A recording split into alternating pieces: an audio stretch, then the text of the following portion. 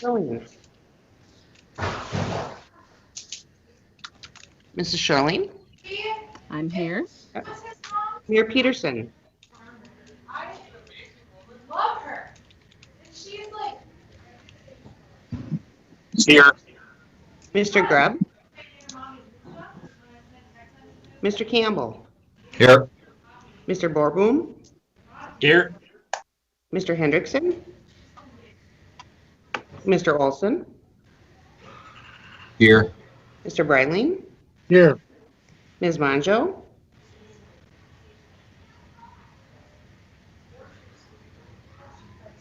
Ms. Monjo. She must be on mute. Yeah, I do see that she's on. I will tell her. No, she's not on mute. Can you hear us okay, Jenny?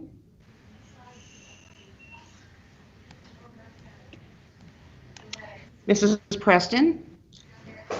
Mr. Zimmerman. Here.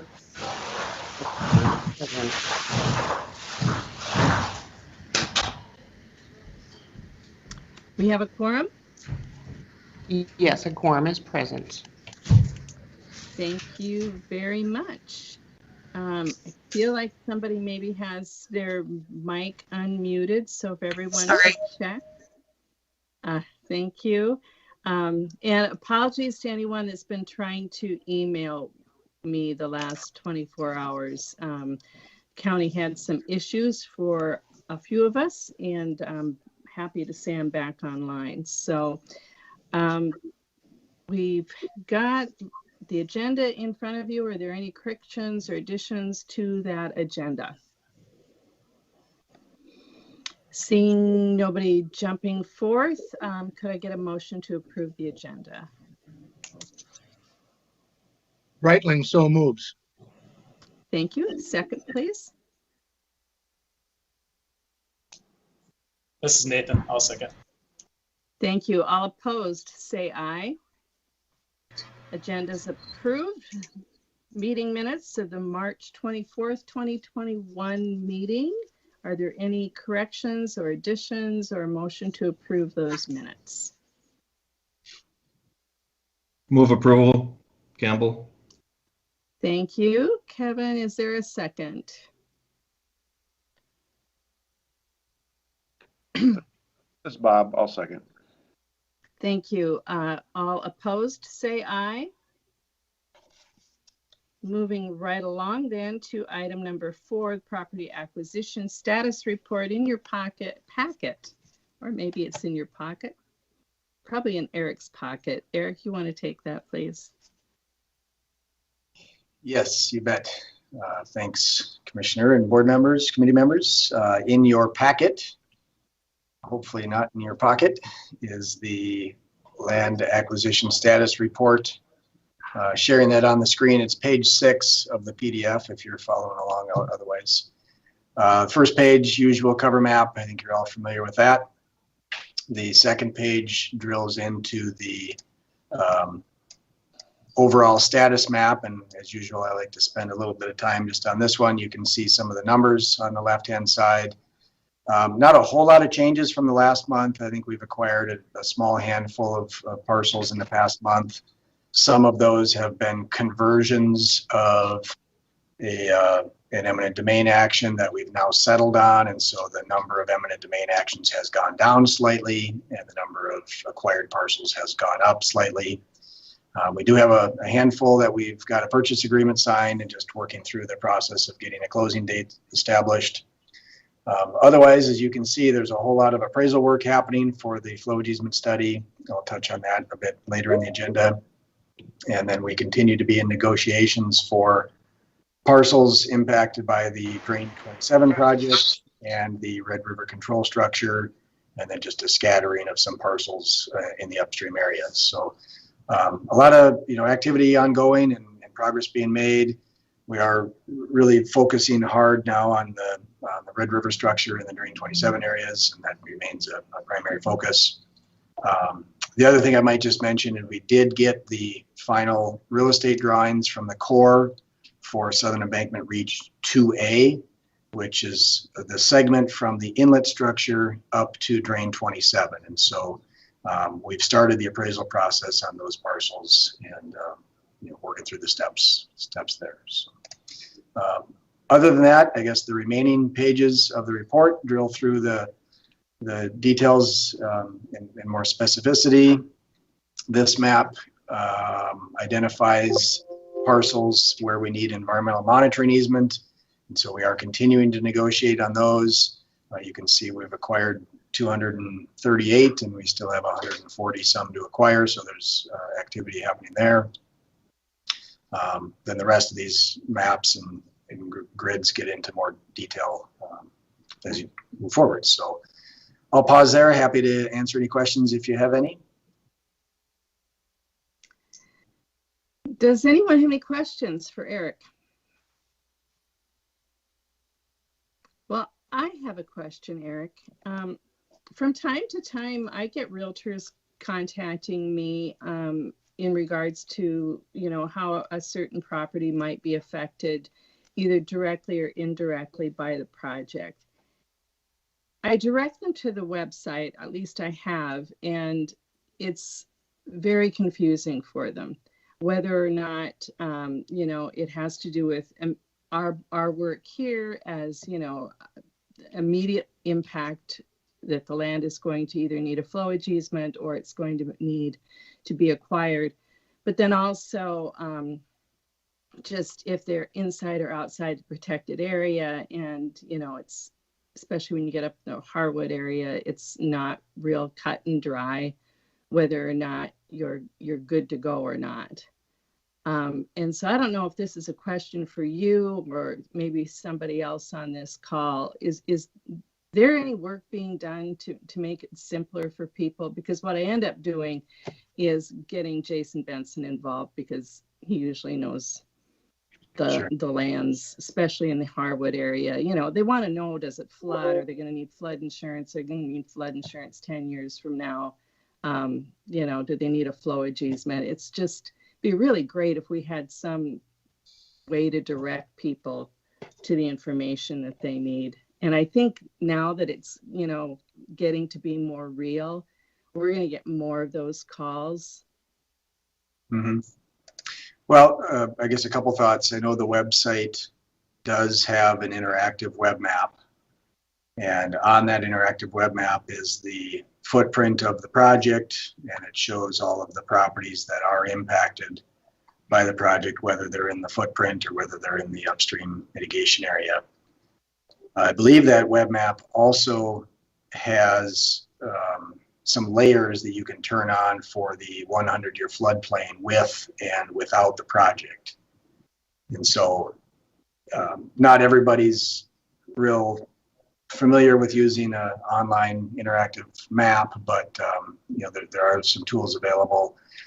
The other thing I would mention is we've been working with Jennifer a bit about doing some updates to the website and trying to add some additional map features to that may help in the regard as well, more of a sort of a digestible version of the map where it maybe doesn't require as much knowledge of GIS systems. So there's a few things they're working on there, but maybe the third thing I would just say is, flooding around the area is complicated. And so I think we need to be a little bit careful about trying to make it too simple and inadvertently giving somebody the wrong answer. I'm sure Nathan or Bob are more experts than me on that, and I'm sure they might, want to comment, but Jason, Bob, Nathan, as local floodplain experts from the local governments here, are certainly adept at answering questions from property owners. And, we want to make sure we're getting them the right info. So. Okay, thanks. Anybody else? Madam Bob Chair. and Nathan want to jump in? Or Jenny? Yes, please. Thank you. I've received a couple calls on landowners that are working with ProSource and kind of in the negotiation process. Their questions are, they seem to be confused as to when their specific properties will be up for discussion at our varied boards. And, I've tried looking at some of this stuff, and I know it's hard to follow so many different agendas, but I'm someone who's more connected than maybe a normal landowner. Eric, my question or maybe comment is that, is there a way we could let landowners know what a timeline of possible meetings in which we would be discussing their properties or properties similar, just so they can hear the discussion and maybe understand maybe how long or short it may take? Yeah, we can certainly do that.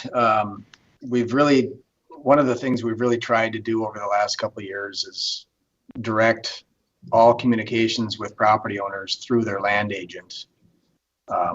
Not that we're, prohibiting them from talking with elected officials or, other folks, of course, but really trying to consolidate that communication with threads so that there's some consistency.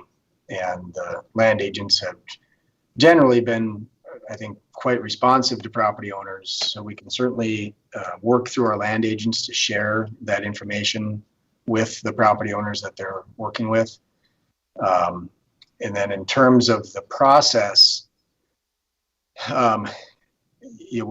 it's been, I don't know, maybe since I think it was probably late October last year when we sent out a pretty wide-scale mass mailing informing property owners in the upstream area what the game plan was. And in that mailing, we notified property owners that if they had a structure site in the upstream area, we were going to be working to do an appraisal starting this spring.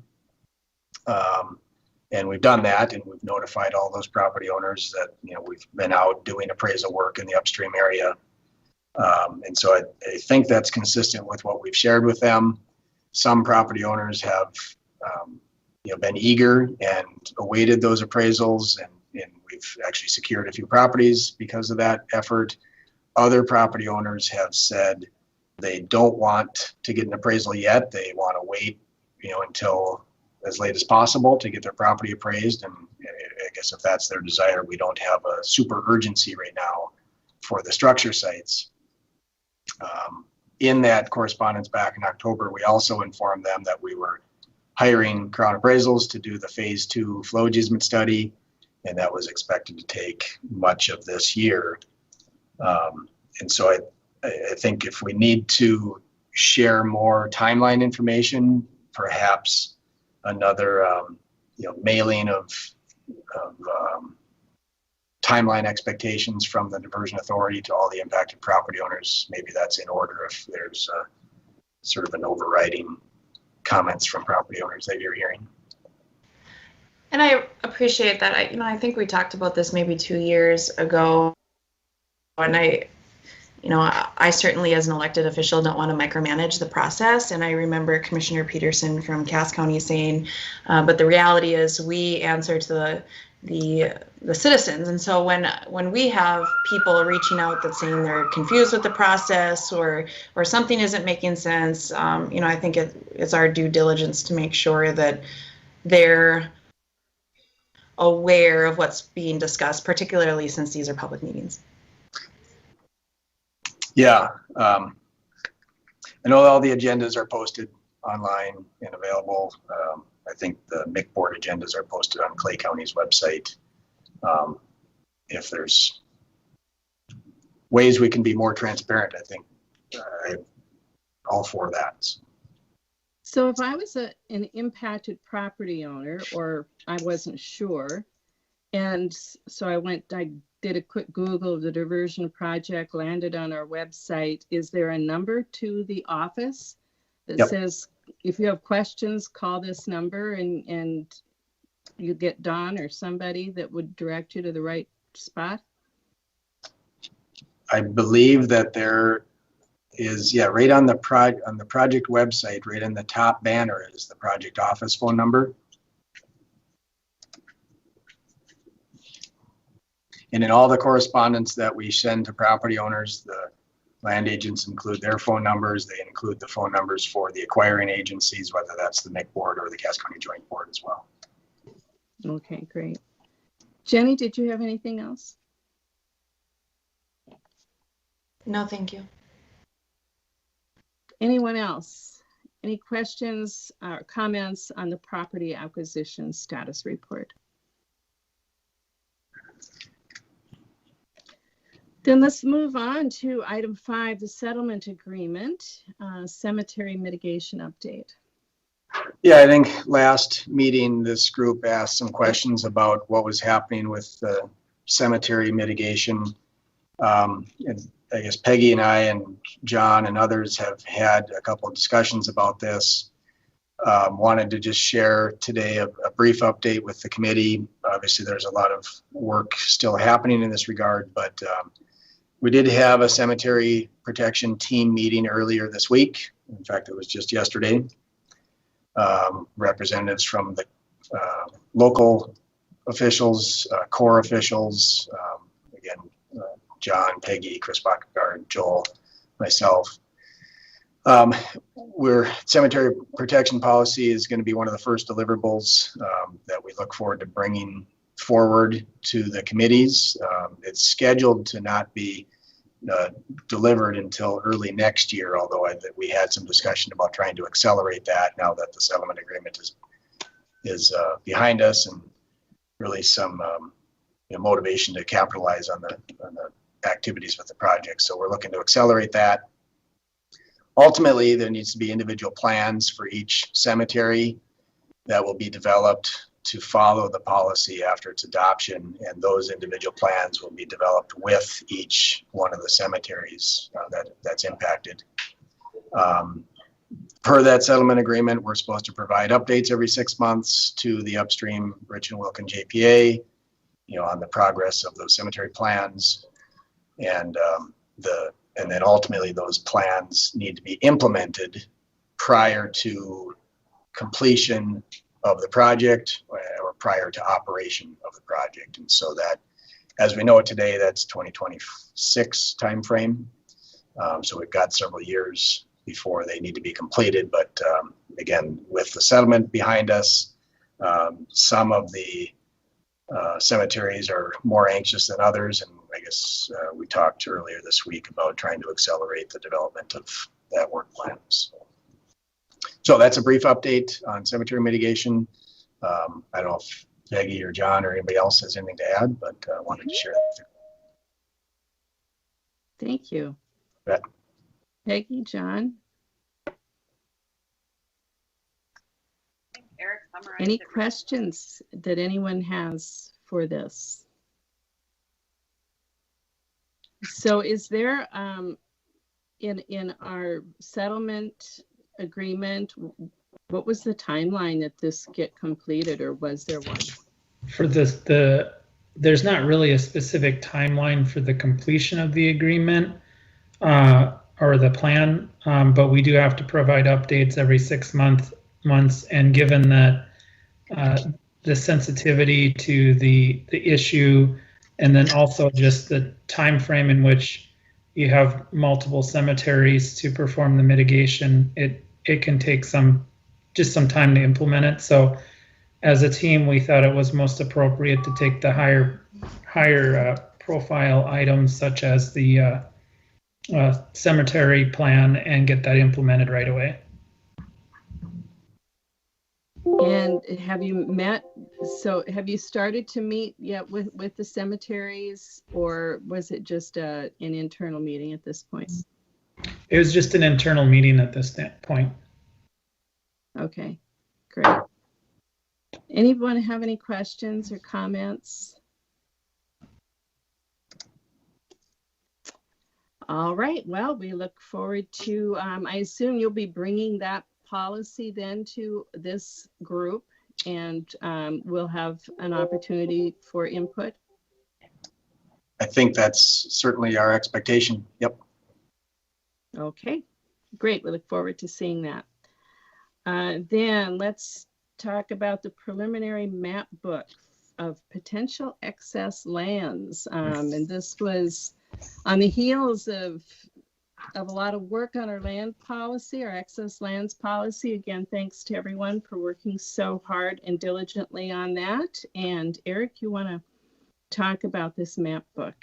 Yeah, sure. As Commissioner Shirley mentioned, a lot of hard work over the last several months getting the comprehensive lands policy reviewed and approved, and sort of as a reward for the hard work of that, I felt like it might be warranted to just show what we currently have as an inventory of potential excess land. Obviously, as you're aware, we're continuing to purchase more and more property, and so this is by no means intended to be a final list or map book, but thought it might be helpful to show this now. Obviously, it's draft. We're not looking for any action from the committee, but wanted to share this nonetheless. And so it is a map book. I think it's, 15 or 16 pages, kind of broken down, as you go from north to south. And looking for any feedback on this as well. But for now, we've shown parcels that are on the sort of inside of the channel as protected and on the outside as not protected. Again, there's probably 5 different ways to classify that, but nonetheless, that's what we've done so far. So just to scroll through this quickly, you can see that there's a scattering of triangles and a few rectangles and trapezoids along the project as we move south and west. You can see a grouping of parcels here as you get across the interstate and the Harwood area, continuing to have some parcels acquired on both sides of the channel. As you move further south and we cross 94, there's just another scattering of parcels. It seems to us that when the channel is going diagonally through a field, we end up buying more than when it's going straight, and that's not a hard and fast rule, but here you can see some areas west of West Fargo and west of Horace where property owners have asked us to buy the full square rather than bisecting their parcel. Then we get down around Horace, and you can see a few more parcels on the outside of the channel. As we get into the southern embankment where the design is not finalized yet, we don't know the exact line work, and so we've flagged those as a purple color indicating that the design is not final. And so just continuing to roll forth, you see a number of parcels in the upstream mitigation area. We need to get a flowage easement and we need to remove any structures. But in the long term, we may not need to own those lands in the upstream area. And so these are, again, just an inventory of what we have so far. So then, capture down some areas around Oxbow, and then we get into our Minnesota side. We've acquired a few parcels over there. And then there's a few parcels in Fargo in downtown that were acquired, one by Park East, one the former school building, and then one that the city has acquired up by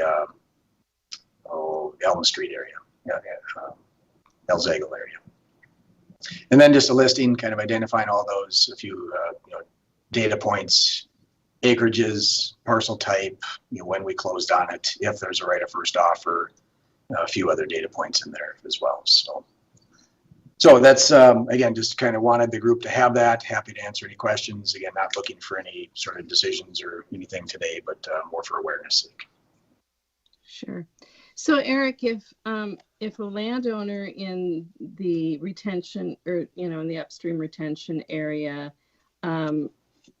was more interested in just, I don't want to farm anymore if I can't have my farmstead here or whatever, is that an option to sell the land, and then it would obviously turn into excess lands?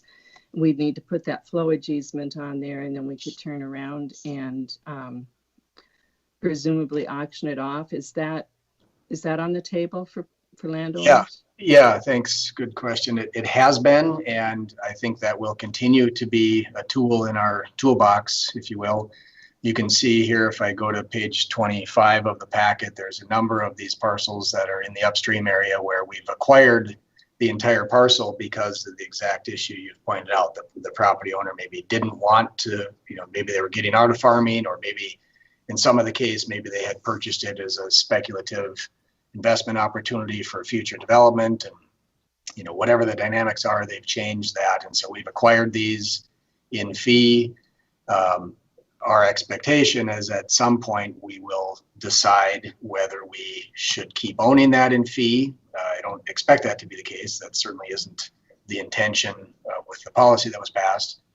And so in any event, we would likely attach the easement that we need and then turn around and sell off the underlying land in accordance with the policies. Okay, great. Thank you. Questions for Eric?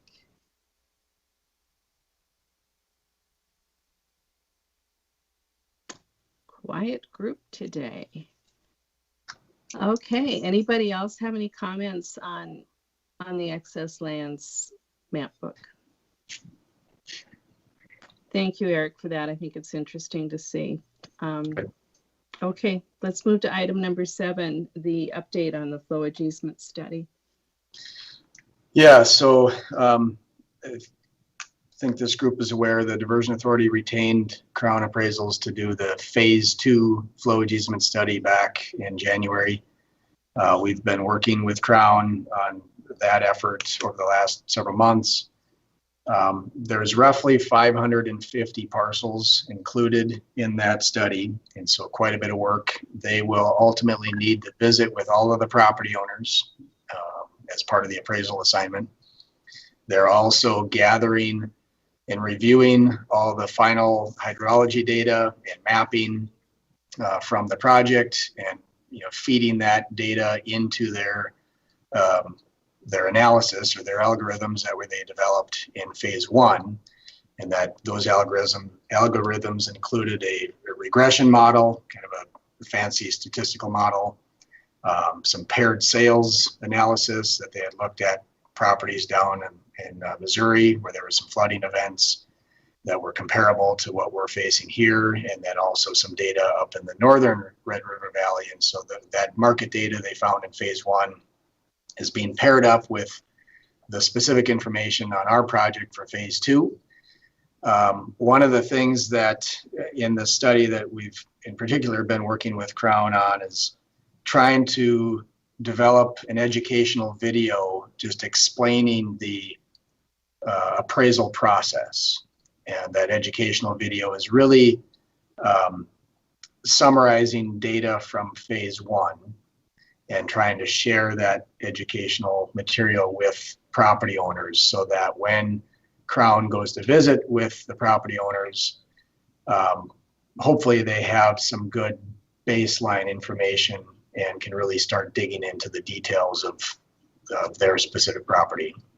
And so we're working on that video with the Crown team. Look forward to having that drafted and reviewed by Jennifer and team here over the next couple of weeks, and then sharing that on the project website and letting property owners have access so they can learn more about flow easements and why we need to acquire them and the process of them being valued. So those are things that we've been working on. Happy to answer any questions on that, but I just kind of thought it was worthwhile of providing you an update on things, as that's certainly a big effort. And I guess maybe one other thing I should mention from a timeline standpoint, the expectation is that the phase 2 work, so the flow easement values, should be developed late this year, and we'll be working towards setting up some strategies of how to share those values with all the upstream property owners, and perhaps holding some open house type events where people can come in, being flexible with them on timeframes, dates, multiple dates. So that might be an effective way to help share that information with property owners and try to get those offers out in a uniform fashion. So anyway, happy to answer any questions. And are those negotiable? That's a great question. Our process is we do an appraisal and then we negotiate with property owners. We have a duty to negotiate as part of following the statutory and federal processes. And so I think we certainly need to discuss that.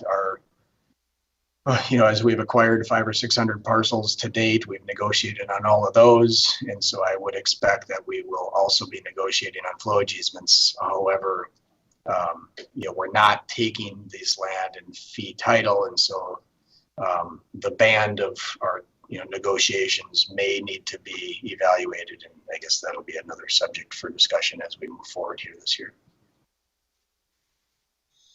Well, again, as I've said before, you know, I think we're supposed to be fair and flexible, and I've never felt like it was fair if your neighbor was a better negotiator than you are, that you get paid more for the exact same property. So just my 2 cents. Anybody else?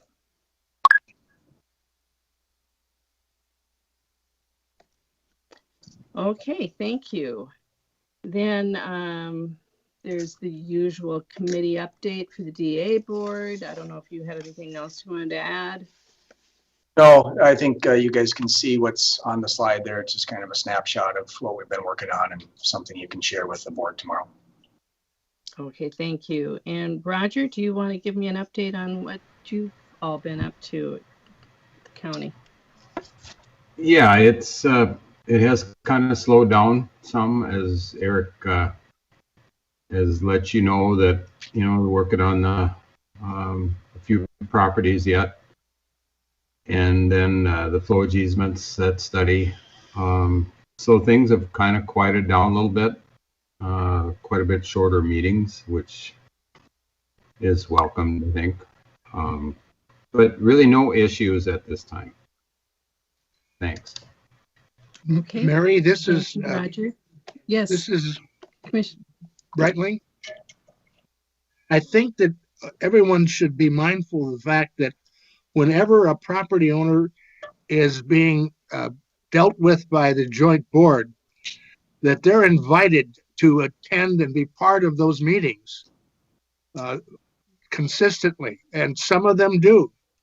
Some by representation with attorneys, and others by simply appearing themselves. But the board has been bent over backward to try to deal with them directly at board meetings. Thank you. Thank you. Appreciate that. All right, Kevin Campbell, you want to give us an update on the Minnesota side? Sure, Mary, thank you. As you know, we meet the same day as the Diversion Authority, and at last month's Diversion Authority meeting, I did give a report on the March activities. This committee did not hear those because we didn't have them ready, of course, but now as far as at our last meeting, at the March meeting, we did approve a farmland lease agreement. We approved a master service agreement with Tingem Appraisals, and we also approved a task order amendment number 1 for Crown Appraisals. And then also, you know, we talked about the recent activities where the meetings were held with the Minnesota property owners at the end of March. And that was regarding the environmental monitoring easements. We acquired 6 environmental monitoring easements in March. And then we continued to work on the real estate needed for the Red River control structure. And that leads us into the topics for our meeting tomorrow. We are going to be considering some counter offers on properties that deal with the Red River control structure. And based on our timeline, we've certainly been keeping a good historical record of our communications with these landowners. And we understand that the Corps has a timeline in mind that they need to have in order to proceed with the Red River control structure. And so with that in mind, we also are going to probably be talking tomorrow about, in the event that we cannot come to agreements, how Clay County will then step in and support getting those properties on a timely manner needed by the Corps. I also, we did receive as a county board, we did receive a presentation from Mr. Shockley regarding the operations and maintenance commitment. But I think John gave a very good report to our board on that. And one of the things that I'm going to be, and so Minnesota has a Order is now being processed. You'll be receiving an email order confirmation shortly. If you have any questions, feel free to call, email, or live chat with us. We're here to help. okay. Somebody's shopping. Thanks for choosing Chris. We'll take it from here. Okay. Now that we're done shopping, so one of the things that we have to do on the Minnesota side is determine how we're going to deal with the operations and maintenance requirements, financial requirements from the Minnesota side. And however, Mr. Shockley mentioned that probably isn't needed for a while. It's my intent to raise that issue tomorrow so that Clay County and the city of Moorhead can start working together just to get that item resolved rather than waiting down the line to have that done. So we'll just start that conversation tomorrow. I don't see any problems moving forward with coming to a good solution, but it's something that we need to do. And unless Eric has anything else he wants to add to that, that kind of wraps up what March was and what we're planning for tomorrow. Well, thanks, Kevin. It sounds like you guys have really, your workload is picked up, it sounds like. So go ahead, Eric. Yeah, I guess I was just going to add on. The discussions and negotiations on the Red River control structure parcels remain really fluid. As we speak, we're working on updating the MIC board packet to include some potential counter offers. And so I guess that's good news. And so I guess we're working hard to try to negotiate as much as we can and know that those decisions are going to be tough to make. So, Mary, I'd like to add one other thing too. I do see on here too that we're going to be reviewing the environmental assessment worksheet for the Drayton Dam replacement project. So I'm assuming, I don't know if John's thinking that the MCC JPA needs to comment on that or not, but I see that it is going to be on our agenda to discuss. I don't know if John wants to touch on that. Bob might be able to. Okay, Bob. If Bob's there, great. If John wants to, that's fine too. But sure, either one, that's fine. If Bob wants to jump in. Thanks, John. Yeah, you might recall. Zimmerman. Thank you, Commissioner. You might recall that that project needed a responsible government unit to process the EAW, and the MIC board was that organization. And so the Houston Moore Group has been preparing the EAW in conjunction with the DNR staff. And so at this point, the MCC JPA would act to approve that, which moves it to the Environmental Quality Board for publication for 30 days public notice to receive comments. So that will be the action tomorrow. Well, there you have it. Okay. Thank you, Bob. Thank you. You bet. So, anything else to do with the Minnesota MCC JPA? Mary, I think that covers it. Yeah, thank you.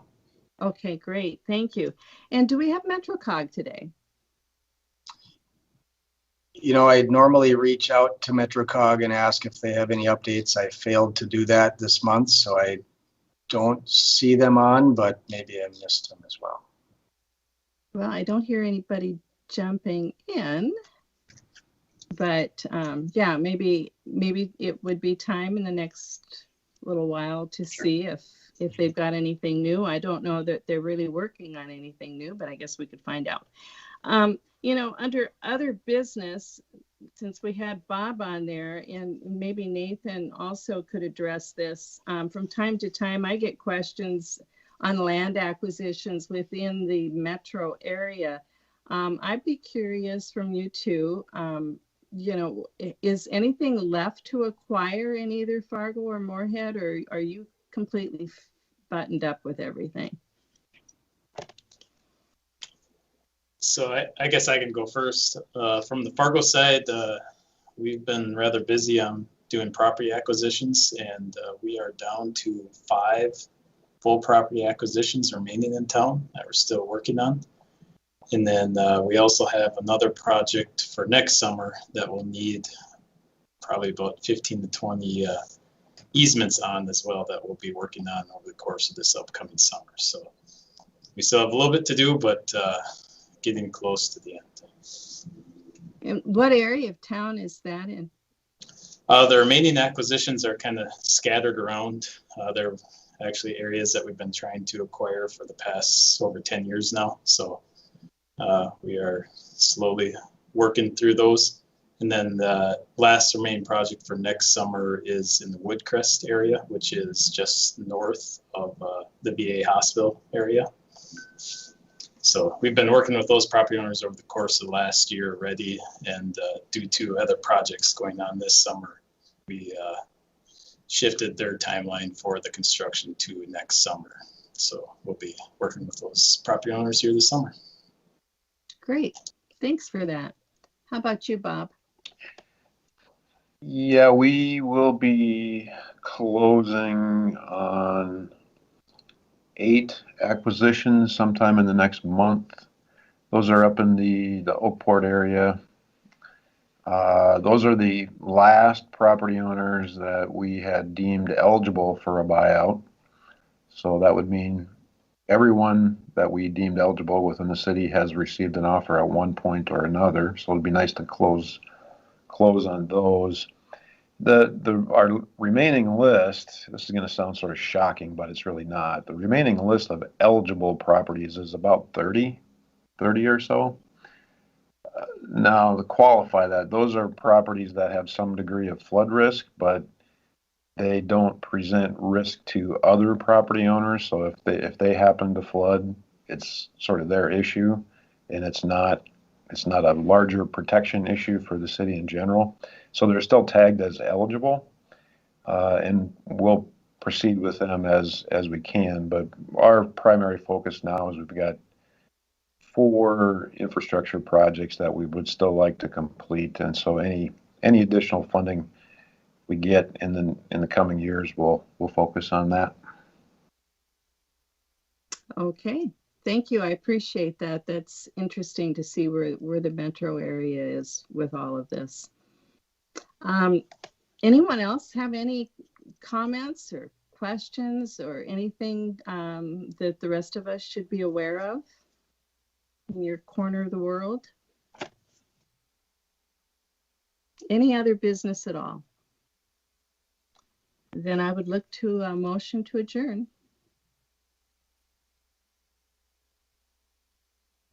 Reitling so moves. Thank you, Dwayne. Campbell, second. Is there a second? Thank you. And we are adjourned. Appreciate it, everyone. See you tomorrow. Thank you.